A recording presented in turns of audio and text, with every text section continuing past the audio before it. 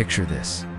In the middle of the wilderness, a defenseless baby is about to become a lion's lunch when out of nowhere, a troop of monkeys swings in for a dramatic rescue. It's an unbelievable image, right? Because as far as science is concerned, it's pure fiction. There are 0 scientifically documented cases of monkeys saving a human from a lion, let alone raising them afterward. But the idea of a child surviving alone in the wild isn't just a myth.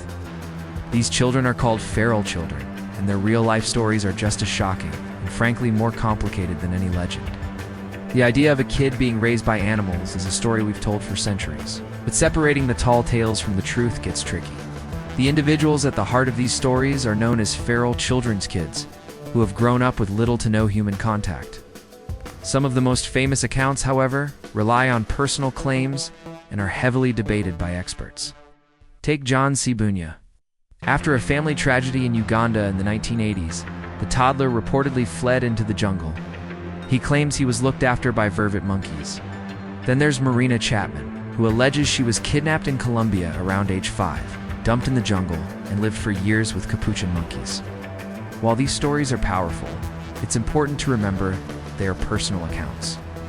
Many experts express significant skepticism, especially about the details in Chapman's story, which remains unverified. So, how does a child even begin to survive in an environment that's so completely alien? For them, it's all about adaptation. Survival means forgetting how to be human and learning how to be an animal.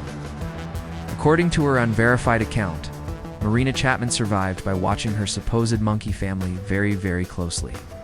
She copied what they ate, learning which fruits and berries were safe. This kind of life often required a physical change too. Some reports of feral children mention them learning to walk on all fours to get around. And their human language is often replaced by the grunts and gestures of their animal companions.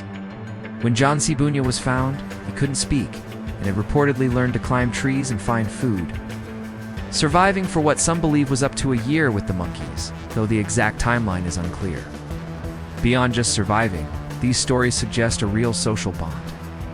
While experts debate whether a monkey troop would ever truly adopt a human, some primate species are known to tolerate a lone individual from another species. For a lost and scared child, that tolerance could easily feel like acceptance. In her story, Marina Chapman described how the monkeys eventually groomed her a key social bonding ritual for primates. This kind of connection could offer comfort and a sense of belonging, which is critical for anyone in extreme isolation. Monkeys are also smart enough to spot a threat. A small, non-threatening human child might not be seen as an enemy, which could create just enough space for an unlikely interspecies bond to form. Finding a feral child isn't a storybook ending. In fact, it's often the beginning of a new and painful struggle, trying to fit back into a world they do not remember. Having grown up without people, these children often lack the most basic social skills.